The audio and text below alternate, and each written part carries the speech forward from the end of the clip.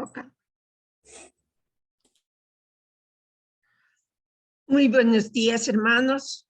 El Señor esté con nosotros y su Santo Espíritu obre, en especial en esta clase.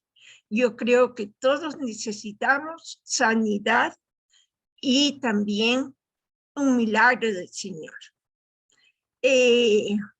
Va a ser su transmisor, su instrumento el día de hoy, Joa Cortés. Permítame primero iniciar con una oración, como lo hacemos siempre. Padre del cielo, tú eres grande, grande, grande, mi Señor. Tus misericordias son nuevas cada día.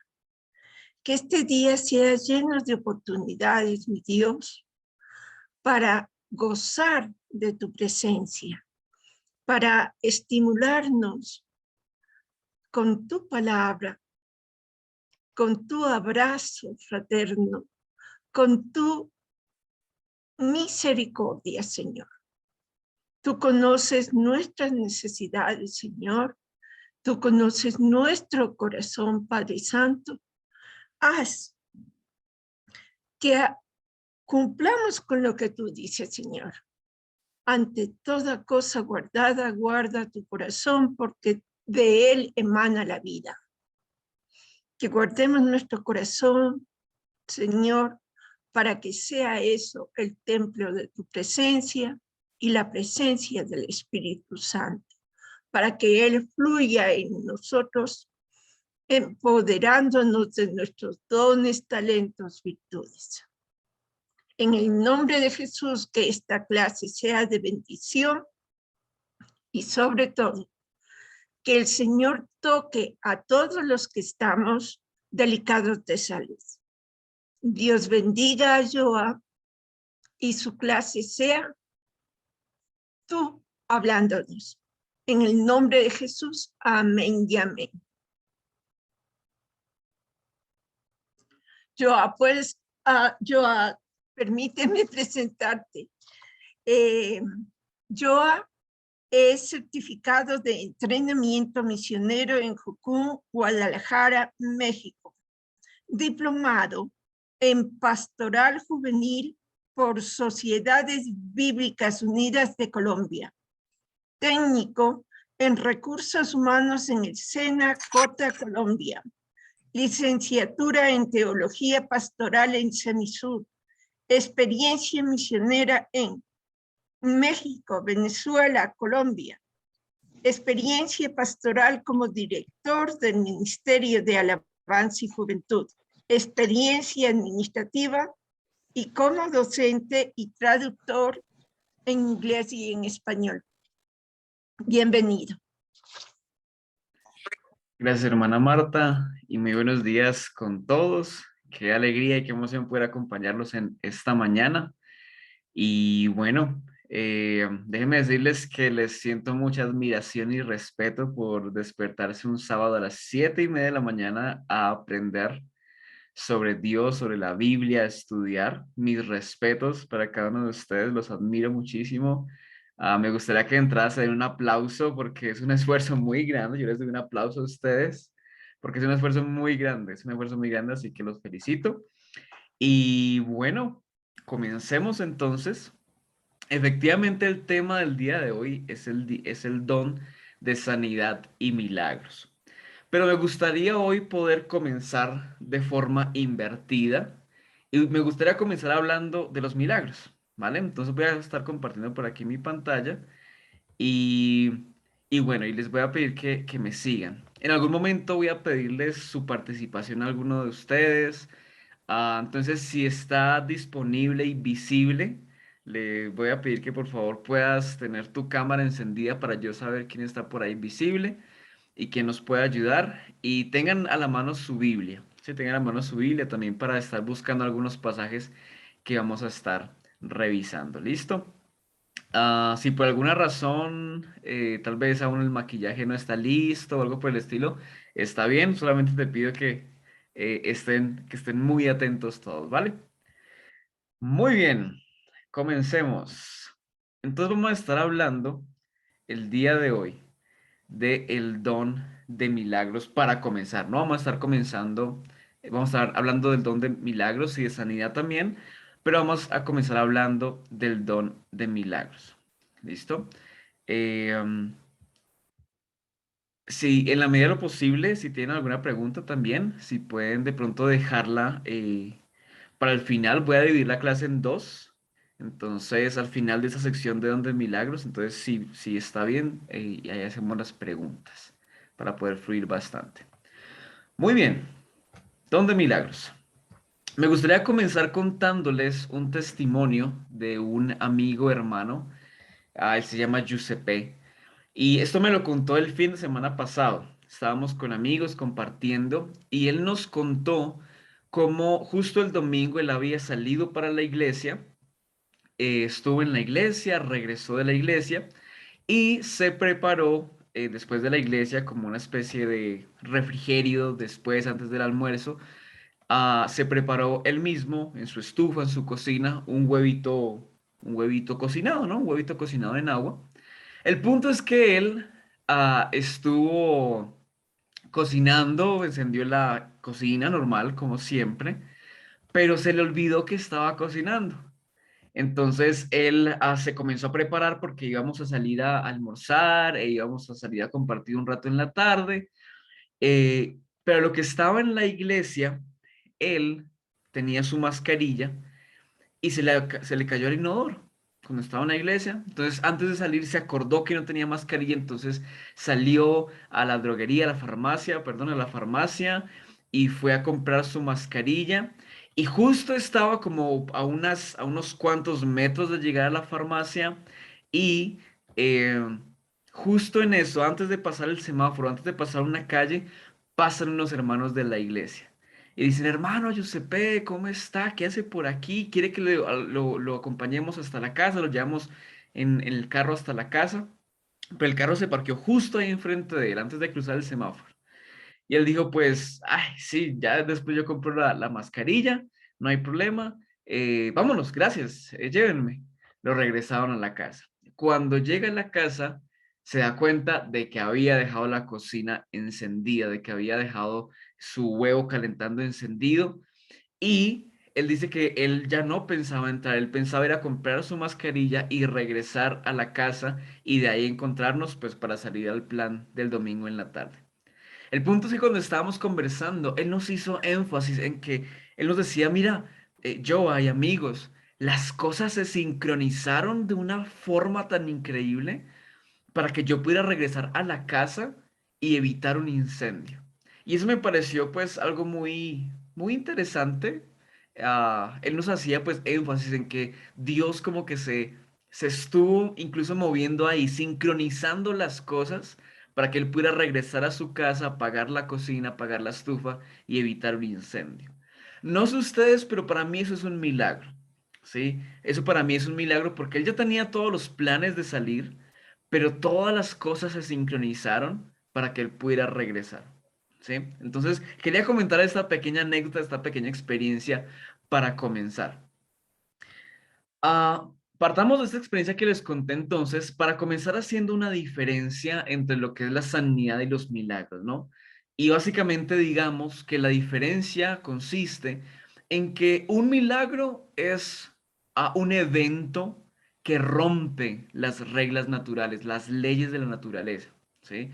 Y la sanidad va a ser obviamente también este evento que aunque va en contra de lo natural, en contra de lo normal, va directamente o va enfocado hacia el bienestar, hacia la salud física del cuerpo, mientras que el milagro es cualquier otro evento que no tenga que ver con la sanidad física del cuerpo, pero que tenga ese carácter extraordinario, que tenga ese carácter que rompe las reglas de la naturaleza, que rompe las reglas de lo que sería normal, de la lógica, de lo común. ¿Ok? Entonces, vamos a estar mirando a cómo se manifiesta el don de milagros a través de la Biblia, ¿ok? A través de diferentes espacios. Comencemos entonces hablando sobre el don de milagros en la literatura paulina, ¿ok? El don de milagros en la literatura paulina. Comencemos pues con este versículo clave que estoy seguro que ustedes han estado estudiando en el transcurso de las semanas y que con seguridad cuando hicieron la introducción al tema de los dones, am, habrán estudiado, ¿no? Entonces, Primera de Corintios 12:10, ¿no? Que un versículo pequeñito, una porción pequeñita que está hablando Pablo a los Corintios de que Dios ha repartido dones y el versículo 10 dice que uno de esos dones es el hacer milagros. Pensemos un poquito en qué trasfondo hay detrás de esta carta.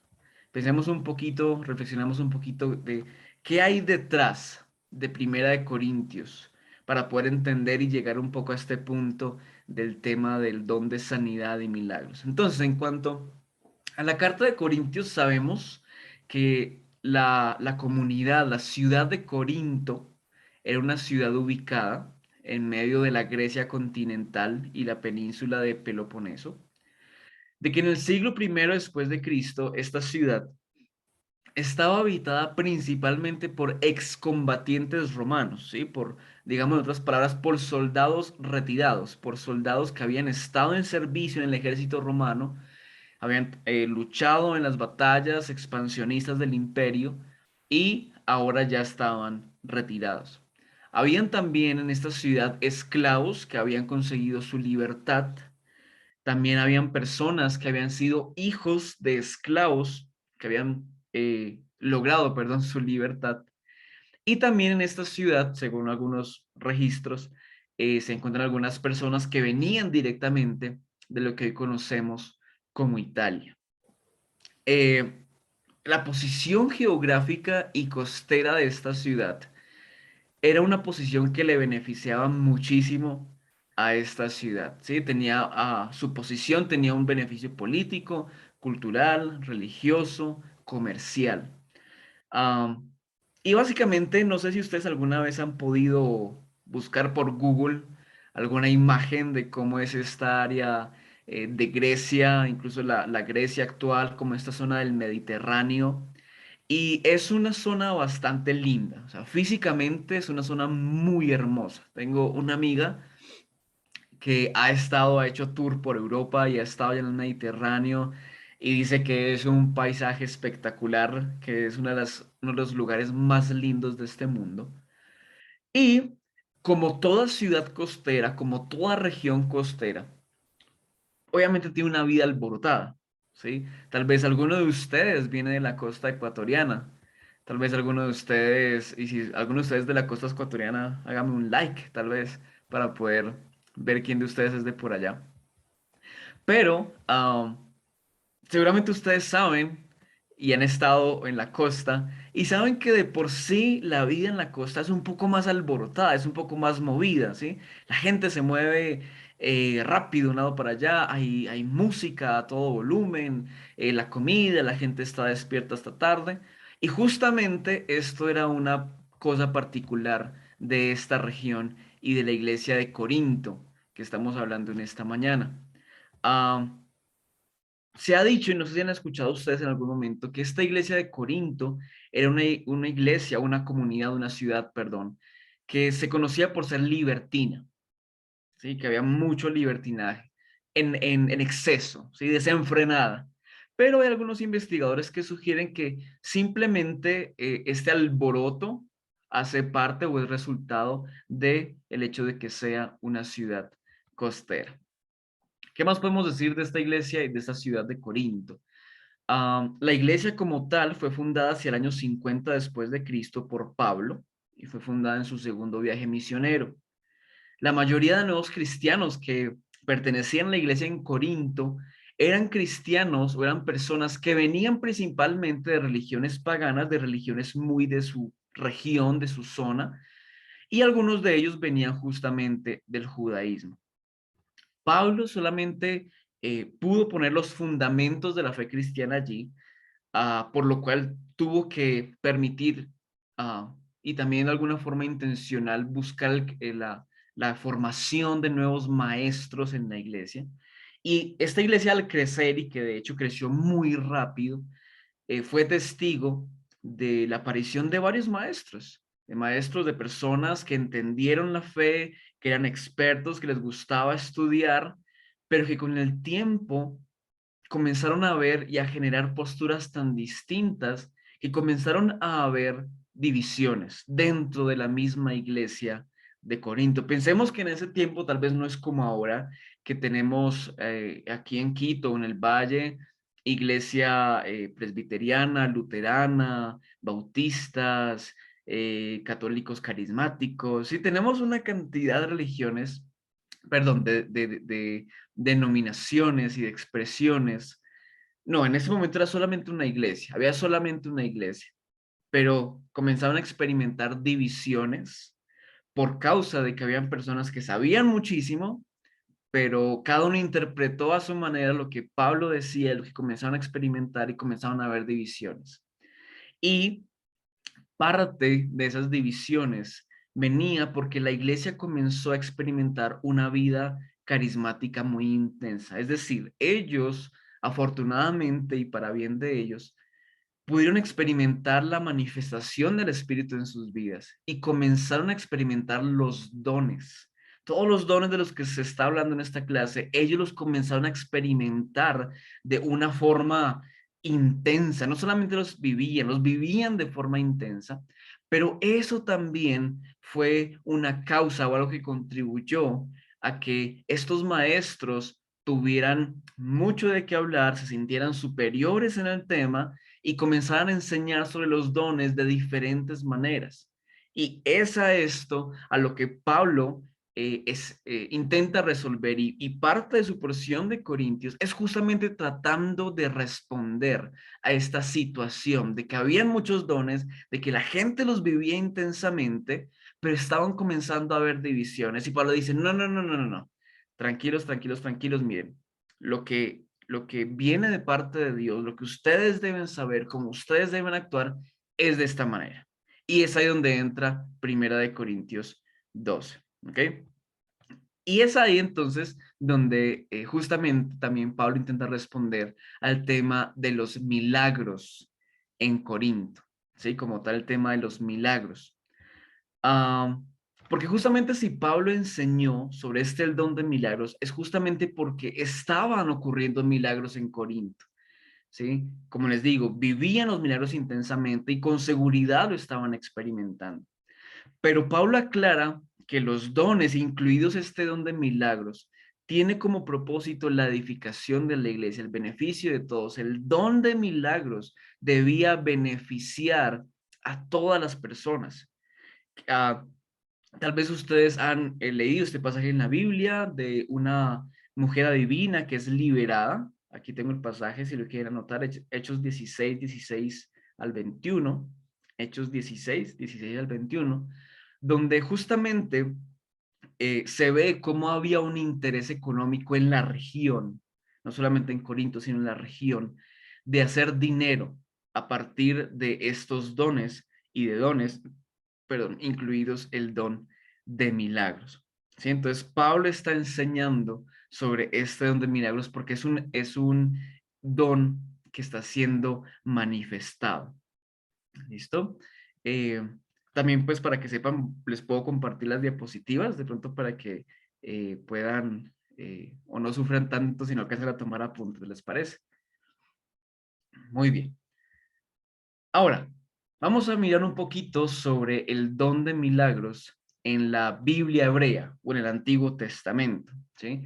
Aquí dato curioso, algunos expertos en teología sugieren que deberíamos llamar al Antiguo Testamento la Biblia hebrea, así que por rigor al mundo académico coloqué este título, pero solamente para que sepan que estamos hablando del Antiguo Testamento. Entonces, tengo aquí algunos ejemplos de milagros que hemos visto y que hemos leído con seguridad en el Antiguo Testamento, ¿sí? Entonces, va a ser listas bastante largas, así que si no alcanzan a tomar apuntes, tranquilos, les compartimos las diapositivas después. Miremos algunos milagros, ¿ok? Voy a pidámosle, a ver, voy a mirar por aquí quién está. Pidámosle a la hermana Maggie, tal vez si nos puedes ayudarle leyendo Éxodo 7:11. Y la hermana Evelyn, tal vez, si tienes tu Biblia por ahí, si nos ayudas a leer Éxodo 14:6, por favor.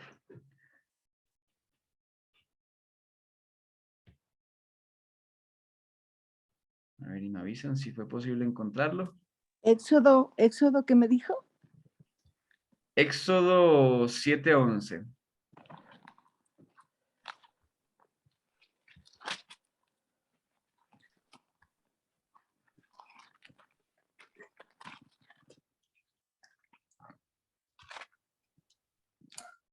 Yo ya tengo Éxodo Dice, 14:6. entonces llamó también Faraón, sabios y hechiceros, e hicieron también lo mismo los hechiceros de Egipto con sus encantamientos. Gracias, hermana May. Entonces, en este primer cuadrito vemos milagros que son relacionados o que ocurrieron en el proceso de liberación de Israel o el proceso de su salida de Egipto, como nos cuenta la Biblia. ¿Sí? Entonces, en este proceso vemos cómo Dios envía a Moisés y Aarón frente a Faraón, y Dios le envía a Moisés y Aarón para que puedan hacer un milagro, ¿no? Convertir la vara de Moisés en serpiente, ¿no? La vara de Moisés en serpiente. Pero se da algo muy interesante, y es que los sacerdotes de Faraón también pudieron hacer este milagro, ¿no? También pudieron hacer este acto extraordinario, pero nos cuenta la Biblia también que al final la serpiente o la vara de Moisés se come a las serpientes de los sacerdotes de Faraón. Sí, intentándonos decir algo aquí muy interesante. Por un lado, el mundo espiritual es un mundo al cual todas las personas tenemos acceso.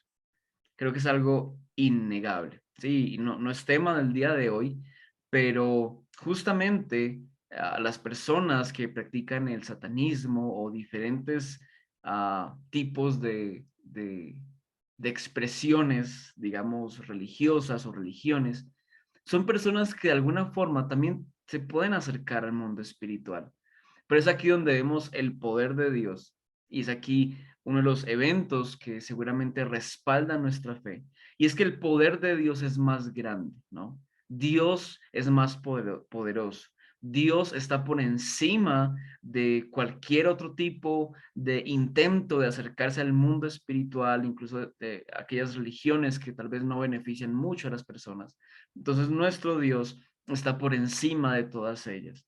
Y en este milagro se muestra eso, de que Dios está por encima, que tal vez hayan personas que puedan hacer milagros también, pero no todos van a venir de Dios.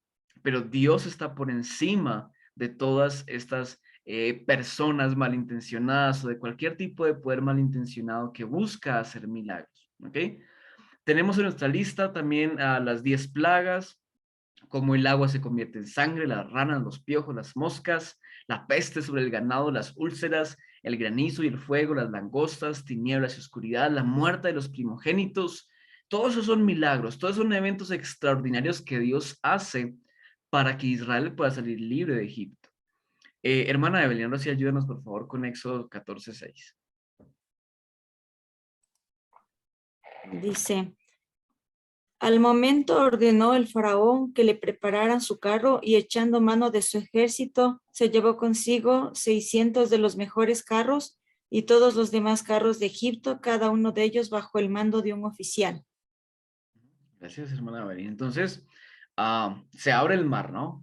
Israel está saliendo de Egipto, Faraón se arrepiente de haberlos dejado ir, y como muestra de lo grande que era el pueblo de Israel que estaba saliendo de Egipto, viene Israel con una multitud, viene Faraón con una multitud de personas a perseguir al pueblo de Israel, los acorralan frente al Mar Rojo, al menos lo que nos cuenta nuestra Biblia, y Dios hace un milagro.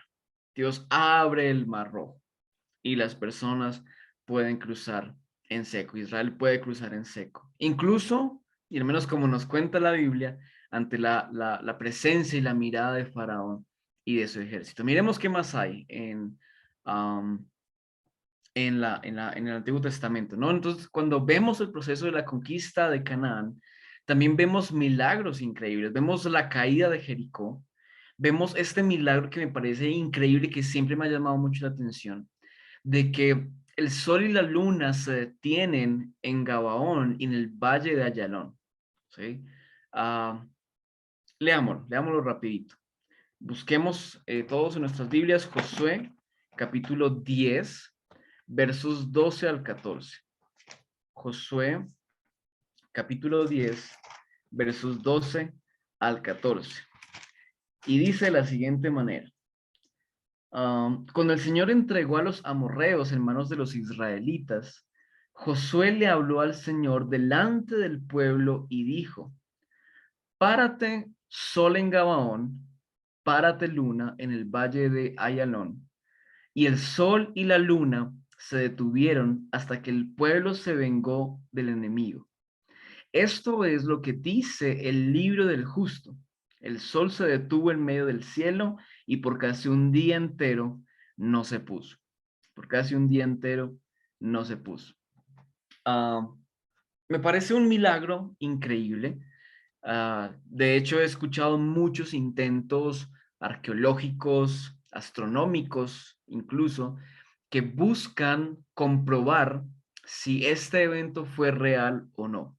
Sí, obviamente, ustedes podrán saber que hay diferentes posturas al respecto, pero incluso cuando era niño, escuché la historia de un científico, una persona que estudiaba los astros, astronomía, y haciendo cálculos, parece que encontraron la falta de un día completo en la historia del universo, por así decirlo. Realmente no me consta que esto sea verdad, pero me parece un milagro muy, muy interesante porque es algo que se sale por completo de las reglas de lo normal. Sí, porque en este momento nosotros entendemos que para que el sol se detenga, que para que la luna se haya detenido, la hipótesis, desde lo que conocemos hoy de astronomía, de nuestro sistema solar, es que como mínimo el planeta se tuvo que haber detenido. Si no, el planeta se detuvo, la luna se tuvo que haber detenido.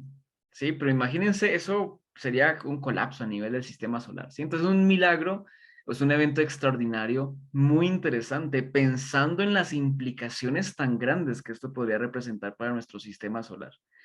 No sé, solamente piensen eso un poquito, ¿no? Estamos hablando de que un planeta se detuvo, ¿sí? Me parece algo interesante para reflexionar, ¿ok? ¿Qué más hay en el Antiguo Testamento? En el Reino del Norte, más exactamente si pensamos en la época de Elías, ¿no? Tenemos milagros como por ejemplo que se haya producido la sequía que predijo Elías, vemos cómo los cuervos alimentan a Elías, cómo la harina y el aceite no faltaron para la vida de Sarepta. También sabemos de la resurrección del hijo de la vida de Sarepta, cómo regresa la lluvia, cómo Elías es de nuevo alimentado por un ángel, cómo se parte de nuevo el río Jordán en dos, el fuego que desciende sobre el monte Carmelo, incluso cuando el altar había sido bañado 7 veces con cántaros de agua, o sea, estaba súper húmedo y aún así descendió fuego. Vemos cómo el fuego que descendió del cielo consumió también a soldados de Ocosías, cómo se parte el río Jordán en dos, como Elías es llevado al cielo en un carro de fuego en un torbellino. Todos estos son eventos extraordinarios que pueden ser considerados como milagros. En Babilonia también hay actos muy interesantes, como cuando Daniel estuvo en Babilonia, como los 3 judíos fueron echados al horno ardiente y estos jóvenes fueron salvados, como Daniel es liberado del foso de los leones. Y también esto me parece, siempre me ha llamado mucho la atención, cómo aparece una escritura en la pared, ¿no? Cómo el dedo de Dios hace que aparezca un mensaje escrito que todos pudieron ver, ¿no? Al menos según lo que nos cuenta el relato bíblico. Eventos extraordinarios en la Biblia. Entonces, esos milagros que acabamos de mencionar, especialmente en la Biblia hebrea o el Antiguo Testamento, entonces son milagros que aparecen con el propósito de mostrar la supremacía, la superioridad de Dios, así como su intervención en la historia de Israel. Dios no solamente hace milagros por hacer milagros para decir, sí, mírenme a mí, soy el mejor, sino que los hace para poder liberar a Israel. Lo hace para poder mostrar su cuidado. Lo hace para poder llevar al pueblo de Israel a la victoria. ¿Ok? Y desde ahí ya podemos comenzar también a sacar enseñanzas, ¿no? De que Dios puede hoy en día todavía hacer milagros a favor tuyo, a favor de tu bienestar, de tu familia, para liberarte, para mostrarte su cuidado, para llevarte a la victoria. Ok, rápidamente. Milagros en el testimonio de los apóstoles. Vemos, por ejemplo, en Hechos, a los versículos 5, 1 al 11, este evento de una experiencia que ocurre entre Pedro, Ananías y Zafira. Vamos a buscar aquí, por aquí, algún hermano. Vamos a buscar ahora varones. Vamos a pedirle al hermano Zacarías, si nos puedes ayudar. Sí, señor, leyendo aquí este versículo que está en pantalla. ¿Está lo suficientemente grande? ¿Se alcanza a ver? Gracias. Sí. ¿Lo leo de la pantalla? Sí, por favor. Pero cierto hombre llamado Ananías, con Zafira su mujer, vendió una heredad y sustrajo del precio sabiéndolo también su mujer, y trayendo solo una parte, la puso a los pies de los apóstoles, y dijo Pedro, Ananías, ¿por qué llenó Satanás tu corazón para que mintieras al Espíritu Santo y sustrajeses del precio de la heredad? Gracias. Si me puedes ayudar también leyendo aquí, por favor. Reteniéndola, ¿no se te quedaba a ti? Y vendida, ¿no estaba en tu poder? ¿Por qué pusiste esto en tu corazón? No has mentido a los hombres, sino a Dios.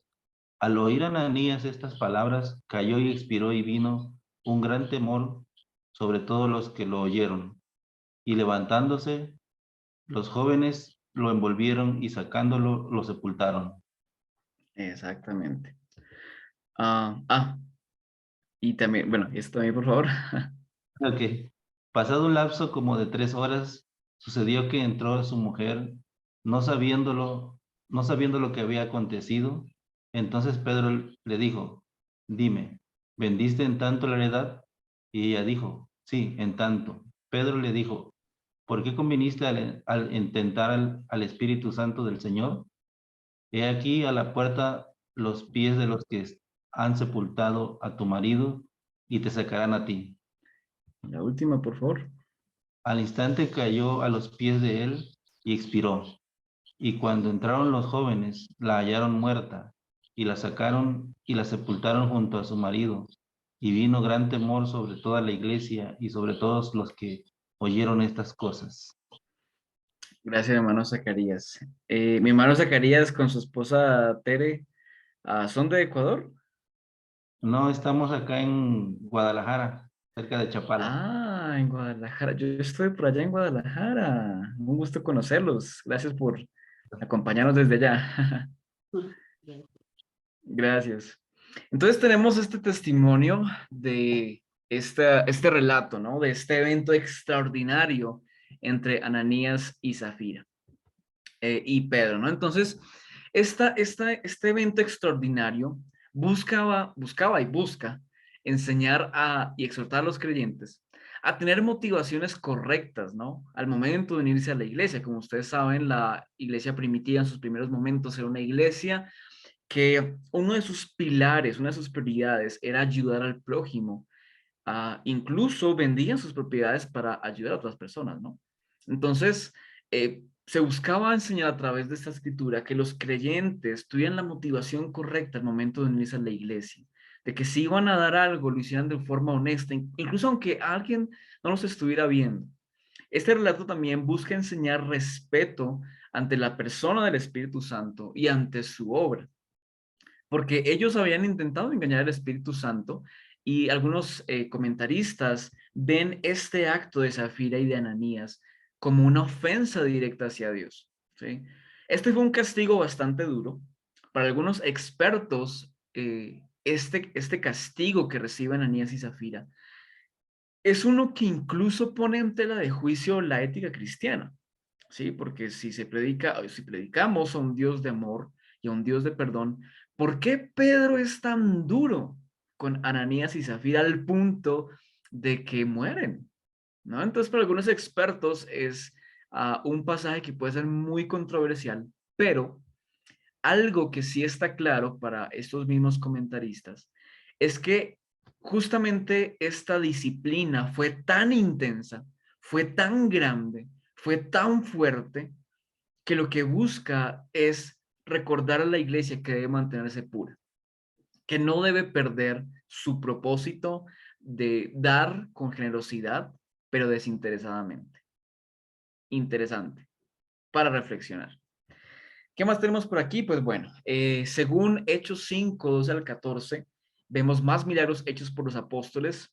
Por ejemplo, este pasaje que dice, y por la mano de los apóstoles se hacían muchas señales y prodigios en el pueblo, y estaban todos unánimes en el pórtico de Salomón.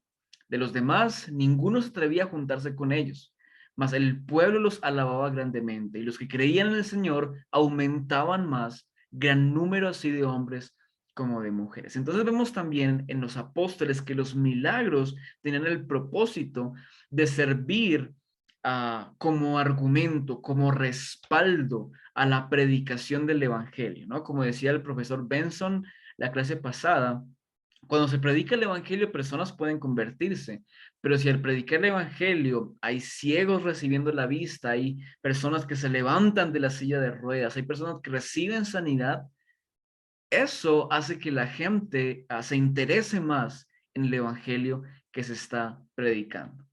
Ahora, para ir cerrando esta sección, el don de milagros en Jesús y en los evangelios, creo que es una de las partes nucleares de esto, ¿no? Ver cómo Jesús experimentó esto. Entonces tengo por aquí un cuadrito bien interesante, tomado del cuaderno bíblico número 8, que habla como tal de los milagros de Jesús. Este recurso ustedes lo pueden encontrar en Google, está libre para ser descargado, se llama Cuaderno Bíblico, número 08.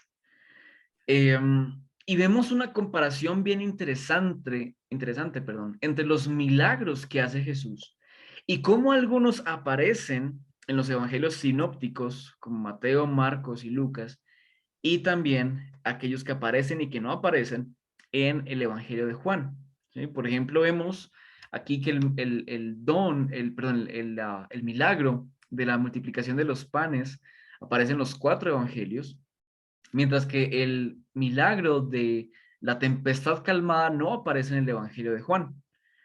Miremos por aquí cómo el milagro de las bodas de Caná no aparece en ninguno de los evangelios sinópticos, pero sí aparece en Juan.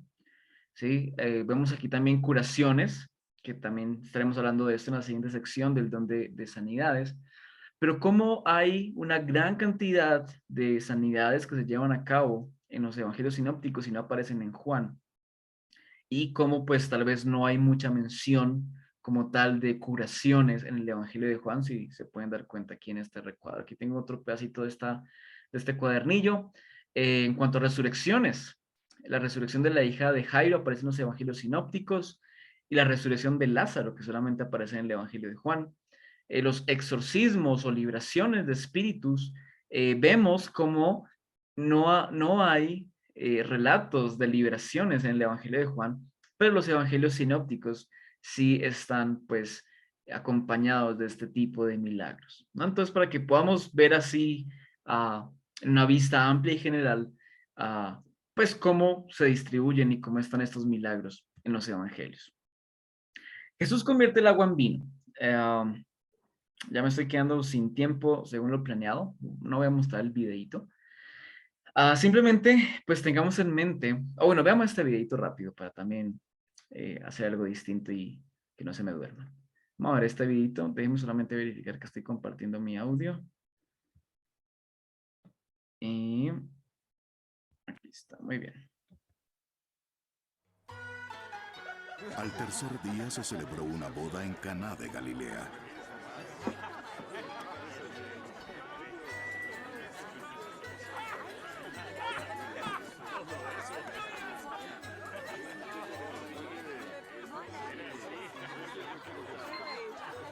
Sí se escucha, mis hermanos, ¿sí? El video, ¿sí? Tiene audio. ¿Sí? Mis hermanos. ¿Sí tiene audio el video? Ahorita lo paré, ¿sí? Allá, ok, gracias. Sí, pastor, sí se me escucha. Gracias, mi hermano Edgar.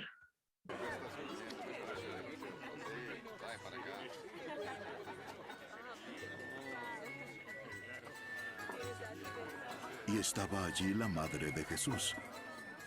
Y también Jesús fue invitado a la boda con sus discípulos.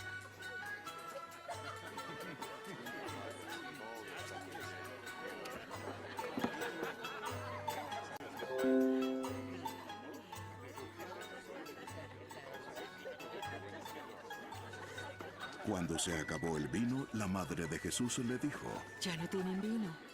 Mujer, ¿qué nos interesa esto a ti y a mí? Mi hora aún no llega.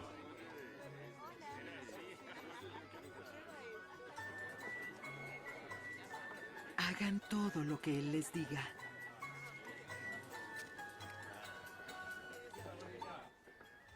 Y había allí 6 tinajas de piedra, puestas para ser usadas en el rito de la purificación de los judíos. En cada una cabían unos 100 litros.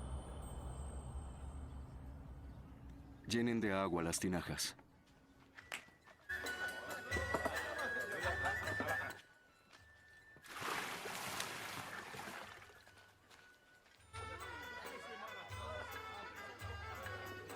Y las llenaron hasta el borde. Saquen ahora un poco y llévenlo al mayordomo.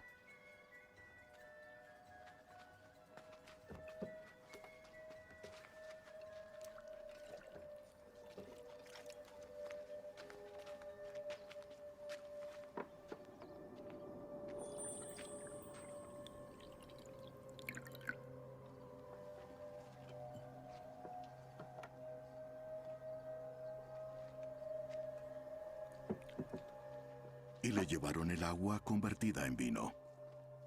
Y él lo probó. Él no sabía de dónde era, pero los que servían, que habían sacado el agua, lo sabían. Entonces el mayordomo llamó al novio. Todo hombre sirve primero el vino bueno, y cuando ya han tomado bastante, entonces el inferior. Pero tú has guardado hasta ahora el vino bueno.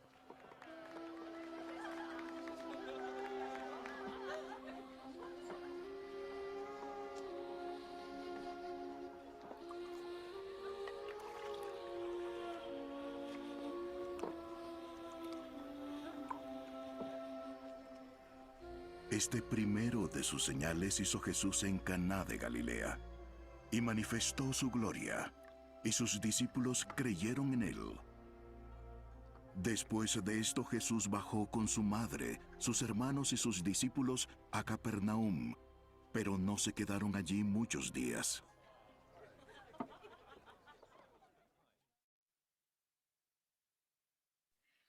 Muy bien, qué bonito. Me encantan así ver estos relatos bíblicos en video.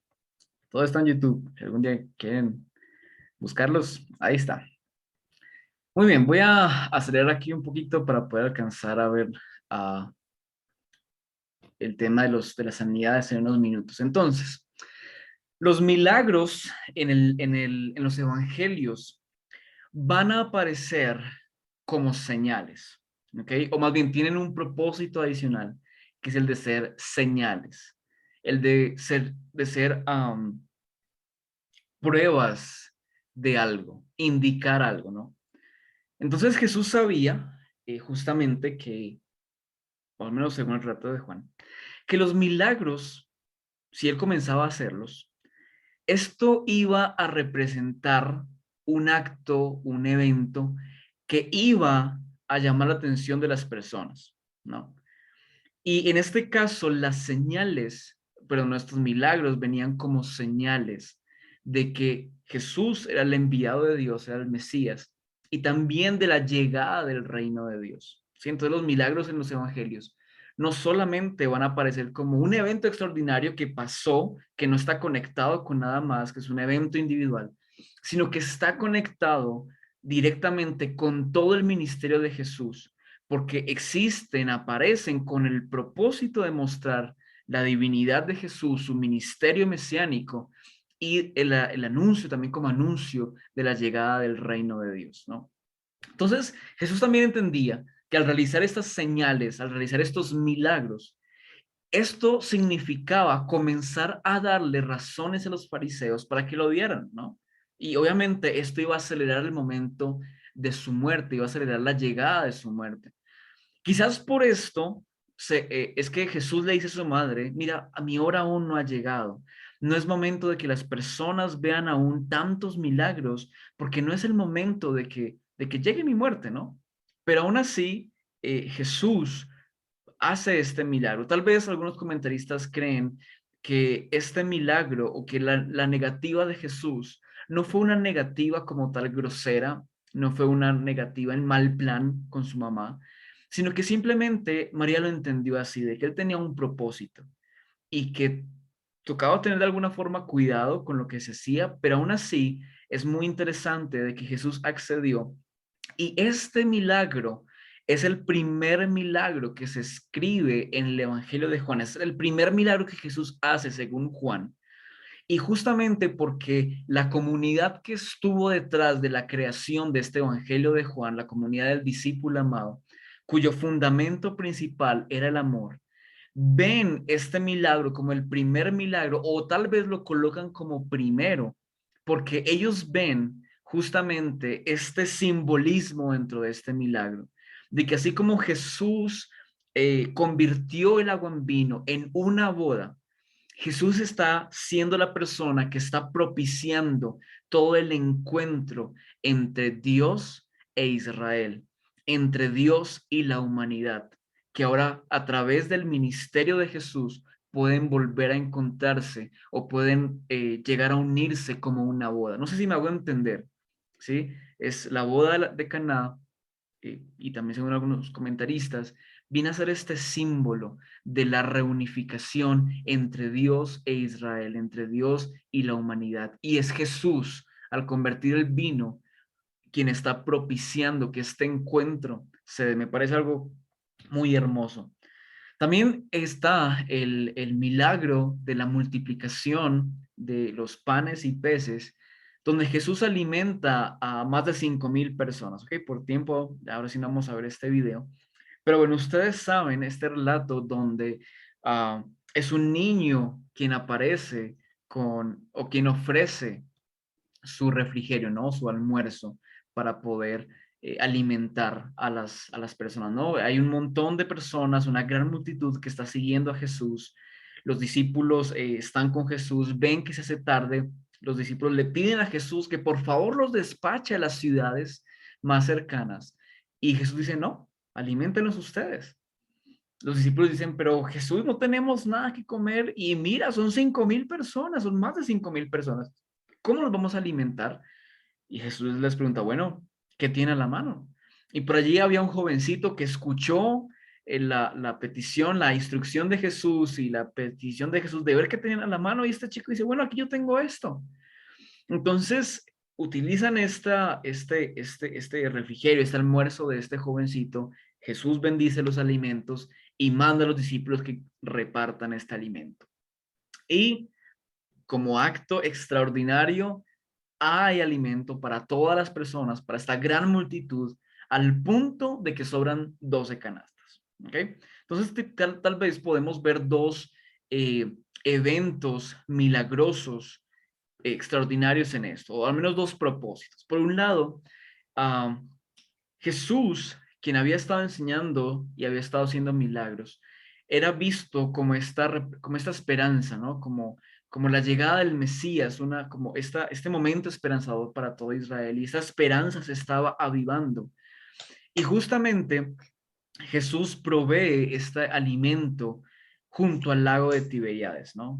Y cuando hablamos del lago de Tiberíades, estamos diciendo de que el lago tenía dueño y por lo tanto para poder pescar en él, para poder sacar alimento de él, tocaba pagarle un impuesto. Pero Jesús, junto a este lago, donde tocaba pagar impuesto para poder comer, Jesús da alimento gratis. Entonces podemos ver aquí un ejemplo bien bonito de que Jesús dice, aquí en el mundo hay opresión, pero yo vengo a darles libertad. Pero asimismo hay una posición bastante interesante y que con la cual la manejo con pinzas, ¿no? Porque como saben, siempre hay personas escépticas que dicen, no, realmente lo que ocurrió en este milagro fue que la gente compartió lo que tenía, ¿ok?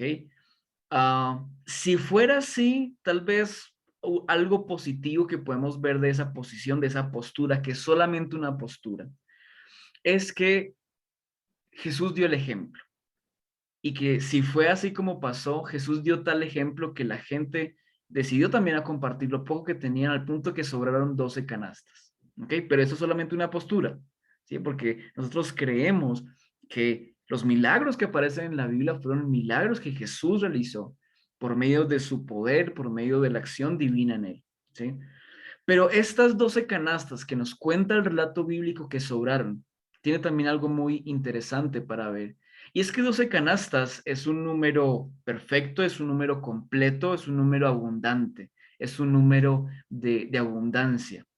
Entonces no solamente, y digo no solamente fue una lección para cada discípulo de que Jesús podía alimentar a los 5,000, sino que al ser 12 canastas también está diciendo de que Dios, de que Jesús es el Mesías y es un Mesías generoso. Es un Mesías que viene para que todos puedan tener en abundancia. ¿Ok? Para terminar esta sección, ¿cómo podemos ser entonces usados en el don de milagros? ¿Cómo experimentar este don de milagros? Recordemos lo siguiente, que si Dios en algún momento te usa en el don de milagros, es para la edificación de la iglesia. Que si en algún momento Dios te usa, no es para tu beneficio propio, sino para el beneficio de otros. Este don de milagros aparece para mostrar la superioridad de Dios y para permitir que tanto tú como otras personas puedan experimentar la intervención de Dios de cuidado, esta intervención liberadora y esta intervención que nos permite experimentar la victoria de Dios. El don de milagros aparece también para servir como respaldo a tu predicación del evangelio. No te sorprendas si Dios te ha llamado a hacer trabajo de evangelista y Dios también acompaña tu predicación con milagros. El don de milagros también viene para anunciar que Jesús está interesado en intimar con cada ser humano, para liberarlo de las diferentes opresiones de este mundo y que asimismo Jesús es el pan de vida. Los milagros, entonces, no son en sí mismos eventos individuales. Son eventos, son manifestaciones de Dios que tienen un propósito más profundo. Y es que podamos experimentar a Dios, conocer a Dios y conocer su cuidado, su liberación y su victoria. Amén. Muy bien. Vamos a tomar un receso de 1 minuto nada más. Si quieres ahí donde estás, estirarte, ponerte de pie, estirar las piernas. Les voy a pedir que por favor hagan algo para que sea un receso de 1 minuto nada más. Aquí voy a colocar mi cronómetro. Y vamos a continuar rápidamente hasta las 8:45, ¿no es cierto, mi hermana Marta? Sí, Joa. Muy bien. Permíteme tomar unos 2 minutitos. Dale. Hermanos queridos, mi pedido especial, tenemos un grave inconveniente.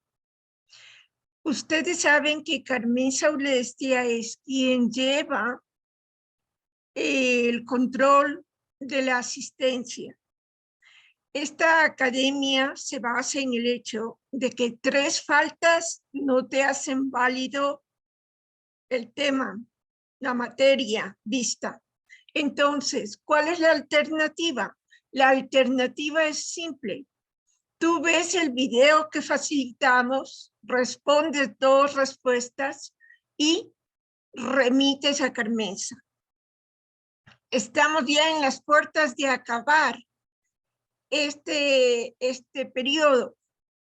Tenemos, por ejemplo, a un hermano Iván, que en el Zoom pone solo Iván, pero necesitamos nombre y apellido, por favor. Por ejemplo, cuando yo tengo problemas con el computador, me conecto a través del teléfono. El teléfono también tiene la posibilidad de identificarse abriendo el micrófono, poniendo el nombre, pero nombre completo, por favor, Iván. Y tenemos otra hermanita que no conocemos de dónde es, cómo es, para poderla ubicar. Porque miren, para la inscripción nosotros pedíamos nombres y apellidos, número de celular y dirección de correo. Yo les ruego de la manera más comedida, por favor. Carmenza tiene el inconveniente. Si no tiene el apellido, ¿cómo puede ella llevar control de la asistencia? Les ruego, por favor, hermanos, completar su nombre y apellido. Muchas gracias, Joa.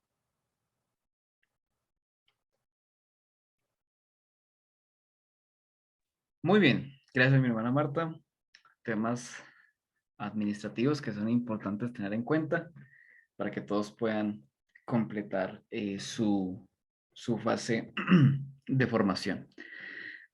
Bien, vamos entonces con el tema de el don de sanidad. Voy a responder rápidamente a dos preguntas que vi aquí en el chat.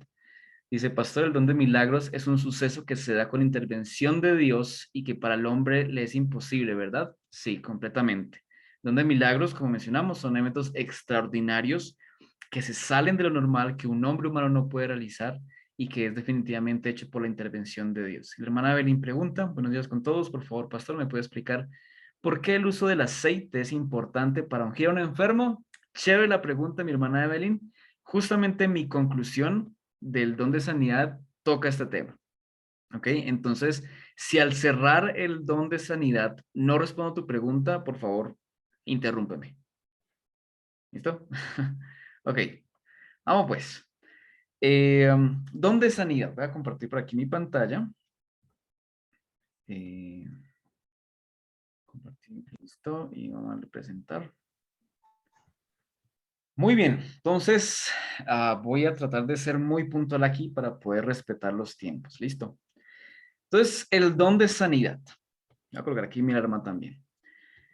A manera de introducción, déjenme comentarles con respecto a este don de sanidad, de que están estas revistas de teología llamadas Ribla. La número 56 tiene un artículo de la señora Violeta Rocha, quien escribe este artículo que se llama Sanidad de los Cuerpos, Experiencia de Dios, Lecturas Pentecostales de Salud. Y es una lectura bien interesante, igual si quieren descargarla, búsquenla, Ribla número 56, está en Google, se puede descargar completamente gratis. Es una lectura bien interesante, una revista bien interesante que pueden leer en una semana menos si son buenos lectores, en menos de un día. Y Violeta, básicamente, en parte de su artículo, hace una aproximación de, bueno, ¿de dónde vienen las enfermedades, no? Especialmente nosotros como cristianos, como cristianos pentecostales, tenemos y hemos escuchado de diferentes posibles orígenes de donde vienen las enfermedades, causas de las enfermedades, ¿no? Entonces, dentro de nuestra forma de ver la vida, es muy común escuchar que las enfermedades vienen como pruebas, ¿sí? Pruebas tal vez que Dios utiliza a favor de nosotros, pero como pruebas. También parte de la forma en cómo los pentecostales vemos las enfermedades, también vemos o hemos escuchado esta idea de que las enfermedades vienen como consecuencia del pecado, lo cual obviamente tiene un lado bastante comprobable, porque hoy en día las enfermedades de transmisión sexual son enfermedades obviamente que vienen por un descontrol, ¿no? Un desenfreno en la actividad sexual. Las enfermedades también las vemos como resultado de la existencia del mal y parte hoy en día de la mezcla de ideas entre el pentecostalismo y algo de la teología de la liberación es ver la enfermedad como un estado de opresión social. ¿Okay? Entonces quería mencionar esto y animarles, si quieren buscar esto en Google, la regla número 56 es una lectura muy enriquecedora. Les animo a que puedan buscarla si es de su interés. Entonces, esto de manera introductoria para que comencemos a ver nuevamente entonces el don de sanidad a través de la Biblia, ¿no? El don de sanidad en la literatura paulina. Miremos, entonces ya hablamos del trasfondo de Corintios y en el capítulo 12, versículo 9 de Corintios, vemos entonces que aparece, ¿no? Y que a otras personas el Espíritu Santo les ha dado el don de sanidad. El mismo Espíritu Santo es quien reparte estos dones. De nuevo, creo que la clase pasada el profesor Benson hizo un comentario que me pareció importante recalcarlo. Y es que tener el don de sanidad no significa tener el poder de sanar a todos, ¿sí? Pasa que, como hemos escuchado, pues hay personas que utilizan y han utilizado el don de sanidad para su beneficio personal, para su lucro económico, para hacer dinero. Pero tener el don de sanidad, o más bien ser usado con el don de sanidad, no significa siempre que se va a ser sanado, ¿ok? Miremos rápidamente estos versículos. 1 Timoteo 5:23, lo buscaré aquí mejor en mi celular. 1 Timoteo 5:23. Vamos a ver cosas muy interesantes en estos 3 versículos que vamos a ver rápido. 1 Timoteo 5:23 dice: ya no bebas agua, está escribiendo Pablo a Timoteo, le dice, ya no bebas agua, sino usa de un poco de vino por causa de tu estómago y de tus frecuentes enfermedades. Tal parece que Pablo conocía que Timoteo tenía algunos problemas digestivos. Pero qué interesante que un hombre que ha experimentado el poder de Dios en su vida y que está enseñando del don de sanidad, no pudo sanar a Timoteo. Y no lo digo en una forma ofensiva contra Pablo, para nada, y ese no es mi corazón. Lo digo para poder dar hincapié a esto, de que el don de sanidad es un don administrado y dado por el Espíritu Santo cuando Dios considera conveniente poder dar una sanidad. Y ya vamos a ver a qué me refiero con conveniente, ¿no? Pero quiero hacer énfasis en esto por el momento, de que no significa que todos van a ser sanos. Segunda de Timoteo 4:20 nos permite ver que dice, voy a leer, ok, desde el 19 hasta el 22, dice, saluda a Prisca y a Aquila y a la casa de Onesíforo. Erasto se quedó en Corinto y a Trófimo dejé en Mileto enfermo. Procura venir antes del invierno. Euro te saluda, y Pudente, Lino, Claudio y todos los hermanos. El Señor Jesucristo esté con tu espíritu. La gracia sea con vosotros. Amén. Pablo dejó al hermano Trófimo en Mileto y lo dejó en una condición de salud pues difícil. Estaba enfermo el hermano Trófimo. Pablo de nuevo, entonces, aunque era usado por Dios, no era su decisión sanar a alguien o no. Asimismo, Gálatas 4:13 es este pasaje donde vemos que Pablo luchaba con un aguijón en su carne. Para algunos comentaristas, Pablo tenía una enfermedad física. Para otros comentaristas, el tema de Pablo era un problema de visión. ¿Ok? Tenía alguna dificultad en su visión. No sabemos exactamente a qué se refería o qué enfermedad tenía, pero quiero hacer hincapié en esto, de que si queremos ser usados en don de sanidad, tenemos que entender que estamos o que podemos ser usados según la soberanía de Dios y según como Él lo administra. ¿Ok? Eso me parece interesante que lo sepamos. Según este comentario bíblico de la editorial Herder, los dones de curación constituyen una categoría especial dentro de las plurales fuerzas que operan los milagros. Y particularmente en cuanto a este relato de 1 Corintios 12:9, el versículo que acabamos de leer, El comentario bíblico MacArthur indica que los dones de sanidad son solo uno de una gran variedad de dones. Incluso en este comentario se da a entender de que los dones que menciona Pablo en Corintios son apenas algunos de muchos más que se pueden manifestar en la iglesia. Este comentario indica que en griego, cuando aparece la palabra sanidad, aparece en plural. Y quizás uno de los propósitos de este don de sanidades es dar justamente a entender de que este don puede resolver a las diferentes enfermedades que puedan existir. Dios puede sanar de forma milagrosa por la oración de sus hijos.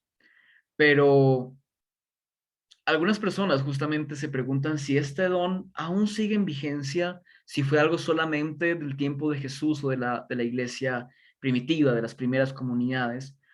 A modo personal, y aquí sí doy mi opinión personal, yo creo que el don de sanidad aún continúa existiendo. Lo he visto, he escuchado de iglesias que lo siguen experimentando y es mi opinión y es mi creencia de que aún existe el don de sanidades.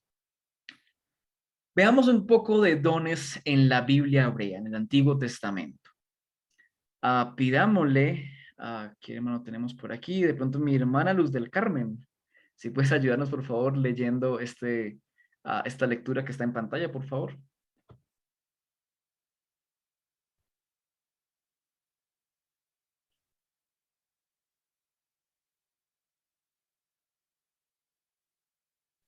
No se puede activar el micrófono. Voy a darle aquí solicitar para reactivar tu audio. Te debe aparecer algo para aceptar ahí.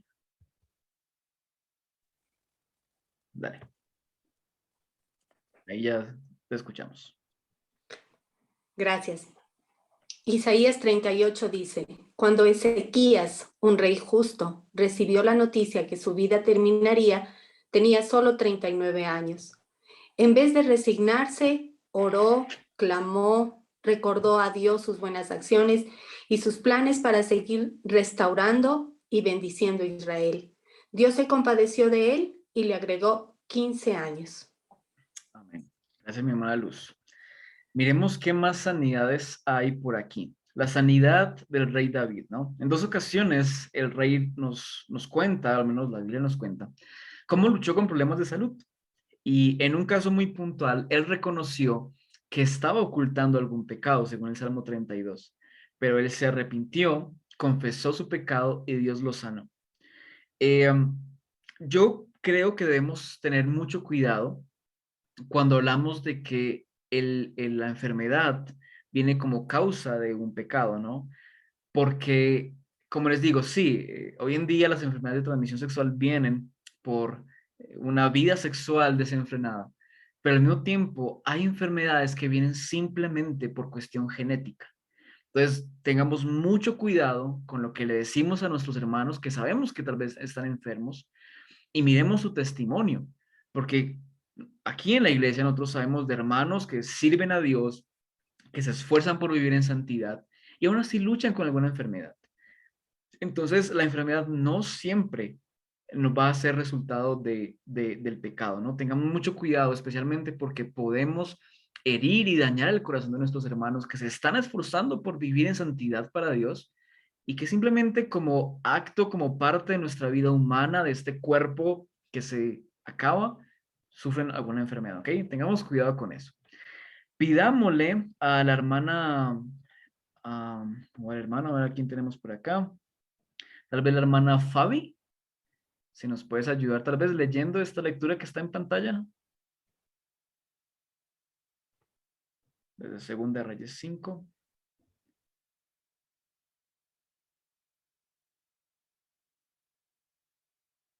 ¿Se pudo? Voy a darte aquí, solicitar para reactivar tu audio. Tú dale a aceptar, por favor. Ahí está. Ya. Sanidad de Naamán, 2 Reyes 5. Este general pagano huyó de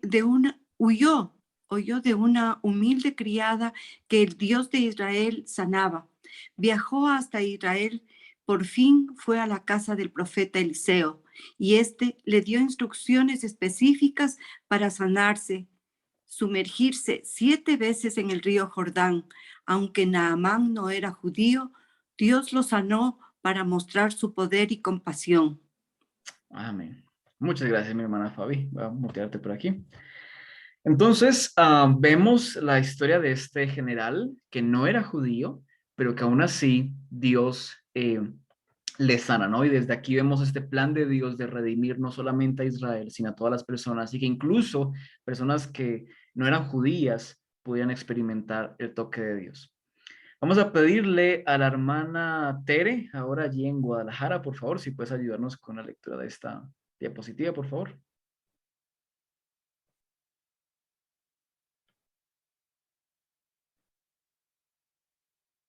Les ayudo. Aquí voy a darle solicitar reactivar su audio. Entonces, si pueden, eso es. Ahí les escuchamos. Sanidad de Job, Job 42. Dios permitió la pérdida de sus hijos, de sus 10 hijos y todos sus bienes y después su salud. Pero Job no se quedó de brazos cruzados, no se resignó.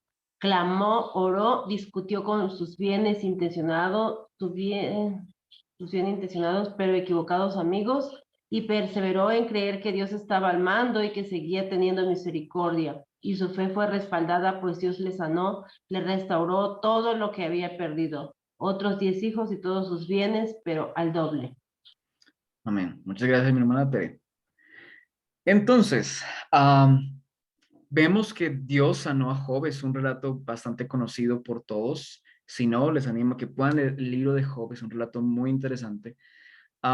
Pero ver cómo Dios sanó a Job, al menos el relato nos permite ver que la enfermedad de Job y todo el trauma, todo el problema, las circunstancias que vivió fueron como resultado del acusador de Satanás. Aunque hay personas pues que obviamente tienen posturas diferentes y es comprensible, pero cómo Satanás intenta poner a prueba a Job para ver si Job realmente es fiel a Dios y ver cómo Job sale vencedor de esta prueba, ¿no? Entonces, en cuanto al Antiguo Testamento, podemos ver estas ideas, ¿no es cierto? Tal vez, no sé si sea posible llegar hasta las 8:50, ya me di cuenta que me va a quedar un poquito de tiempo. No sé si 5 minutos está bien, hermana Marta, o termino 8:45 puntual. No. Yo creo que el tema es demasiado interesante como para no dar la oportunidad de 5 minutos, mis hermanos. Ya, gracias, mi hermana Marta. Disculpen, no quiero tampoco añadir mucho su tiempo. Gracias, mi hermana Marta. Veamos ahora el tema de sanidades en los apóstoles. Si vemos el relato de Hechos 5:15, vamos a ver entonces la aparición de Pedro, que dice así: tanto que sacaban los enfermos a las calles y los ponían en camas y lechos, para que al pasar Pedro, a lo menos su sombra cayese sobre alguno de ellos. Y aún de las ciudades vecinas, muchos venían a Jerusalén, trayendo enfermos y atormentados de espíritus inmundos, y todos eran sanados. Entonces vemos aquí algo muy interesante, algo extraordinario, de que Pedro era usado para sanar a otras personas, era usado por Dios, donde incluso su sombra sanaba a otras personas.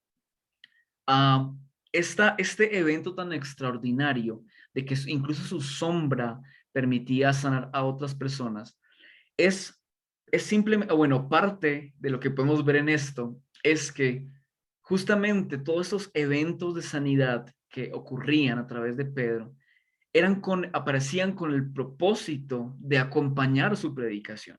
Sí, Pedro tenía el propósito y el llamado de anunciar el evangelio, y estas sanidades aparecían con ese propósito.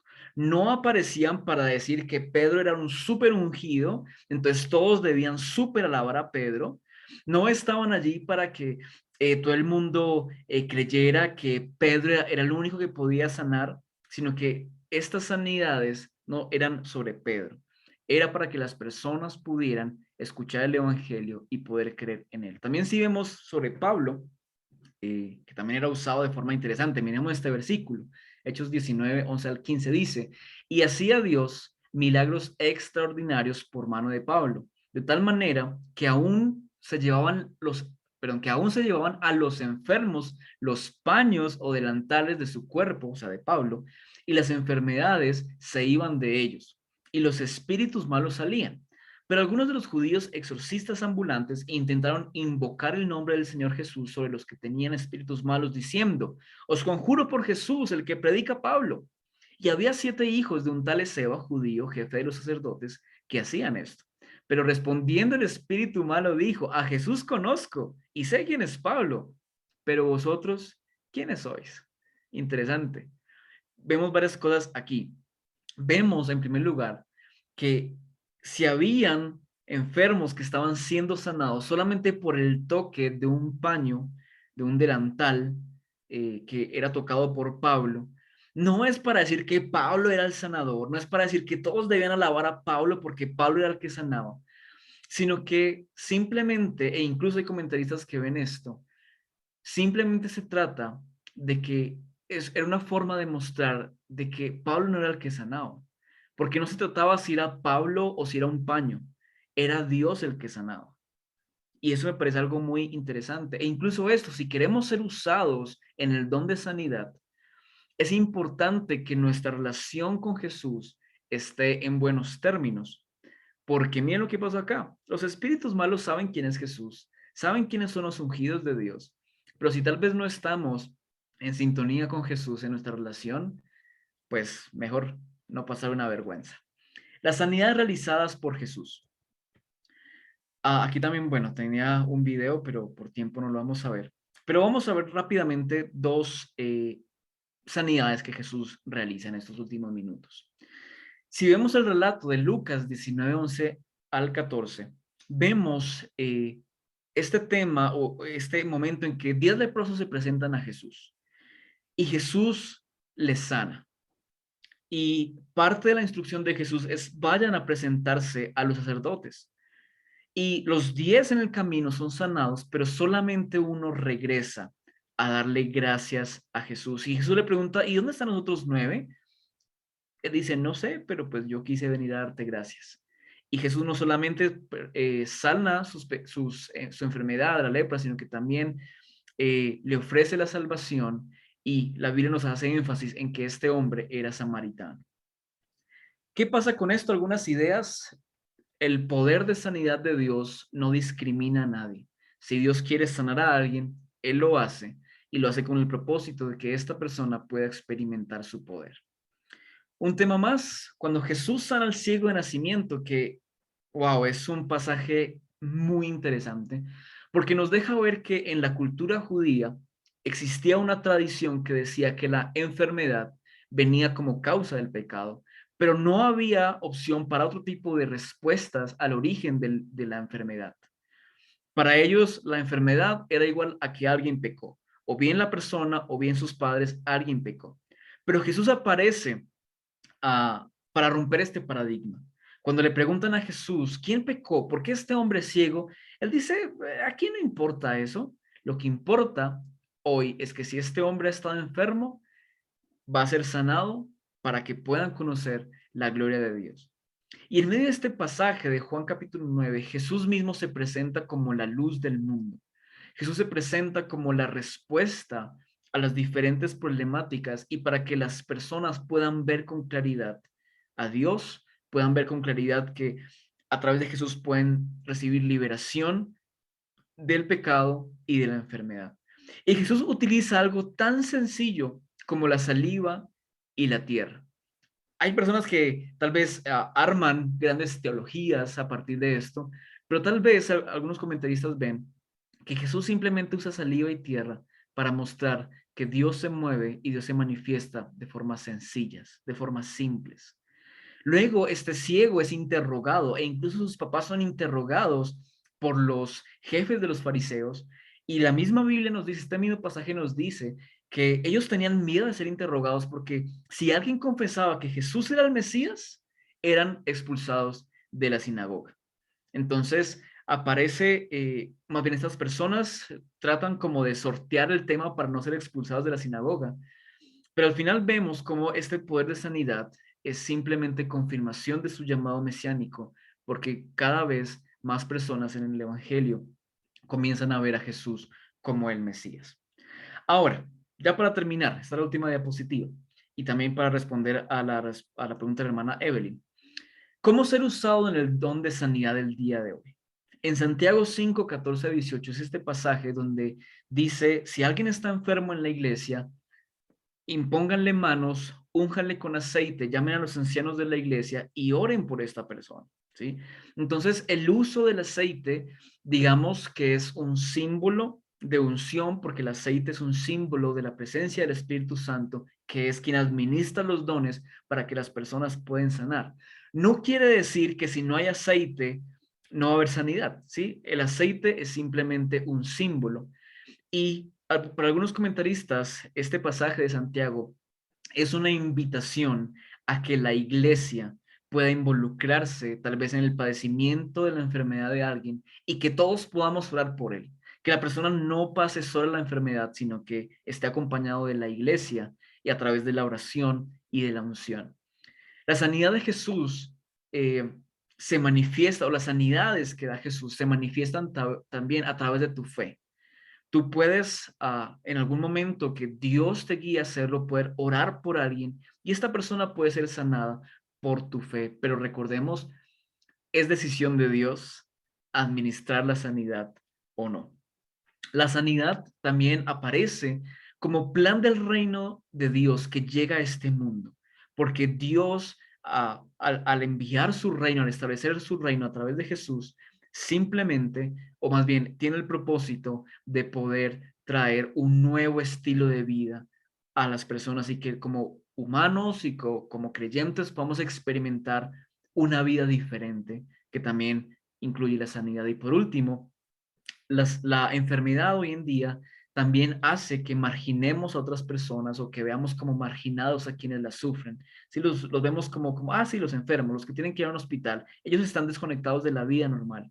Pero aún así, el don de sanidad puede ser usado y le pido a Dios que tú puedas ser usado en este don para que aquellas personas que hemos excluido socialmente por su enfermedad podamos traerlas de regreso y verlas como iguales, verlas como personas que también viven una vida normal, pero que tal vez luchan con este tipo de enfermedad. Para terminar, simplemente me gustaría poder hacer una oración. Sé que hay personas que tal vez luchan con alguna enfermedad y creo que es importante que podamos orar por eso.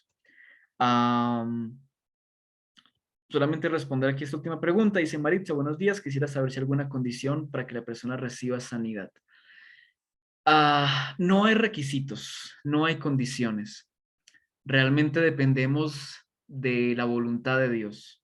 Sí, mi abuelo era un hombre evangelista que ganó muchísimas personas para Jesús, pero murió de Alzheimer. Entonces realmente se nos sale de nuestro control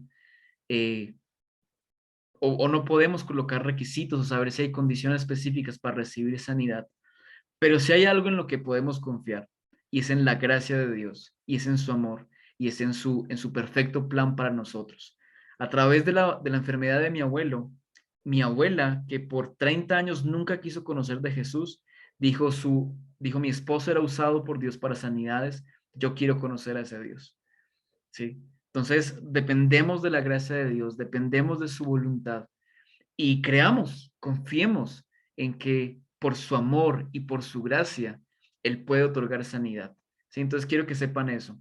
No hay requisitos, no hay lo que tengamos que hacer, no hay condiciones. La enfermedad no es causa del pecado en todos los casos. Entonces, no juzguemos mal a nuestros hermanos. A veces simplemente hace parte de que somos humanos y tenemos un cuerpo que se desgasta, pero Dios está con nosotros. Voy a terminar orando y termino mi lección. Señor, en esta mañana te agradecemos por este espacio que hemos tenido para aprender. Señor, en primer lugar quiero pedirte, úsanos como iglesia, activa en nosotros, permítenos ser usados para estos dones y por estos dones, Señor. Permite que a través de nuestra oración y de nuestra fe podamos experimentar milagros que beneficien a la iglesia, que podamos ver milagros para que otras personas puedan llegar a conocer también de ti, Señor. Y permítenos, Señor, ser usados para que incluso nuestras vidas propias o nuestras familias puedan ser beneficiadas por estos dones, Señor. Y en esta mañana yo también quiero pedirte por aquellas hermanas y hermanos que el día de hoy padecen una enfermedad, Señor. Dios, nos acercamos a ti creyendo que tú eres amoroso, que tu gracia es incomparable, es infinita, Señor, y que tú eres un Dios que sanas, que sigues sanando hoy, Dios. Y yo quiero pedirte, extiende tu mano de sanidad en esta mañana para que aquellas hermanas y hermanos que están luchando con una enfermedad, Señor, puedan experimentar tu toque de sanidad. Dios, allí donde están, pido que según tu misericordia y tu voluntad, tu plan, puedas tocarles, puedas sanarles, puedas restaurar su salud, puedas restaurar su cuerpo, Señor, y que sirva para tu gloria, que sirva para que puedan dar testimonio a otros de tu poder y de que tú eres un Dios que aún sanas, que nos amas y que estás interesado, Señor, en nuestro bienestar. Gracias, Señor, esto lo pido en el nombre de Jesús. Amén. Muchas gracias, mis hermanos, por su atención. Dios sea contigo, que siga usando grandemente, bendiga a tu persona, a tu familia, a tu hogar. Igualmente para mis amados hermanos, que hoy reciban sanidad espiritual, sentimental, física, Señor, porque solo tú eres quien puede hacerlo, mi Dios. Quien cree, puede, Señor. Tú lo puedes todo, para ti no hay imposibles. Padre del cielo, bendícenos con tu santa misericordia, mi Señor. En el nombre de Jesús, amén y amén. Gracias, hermanos, por conectarse. Nos vemos la próxima semana.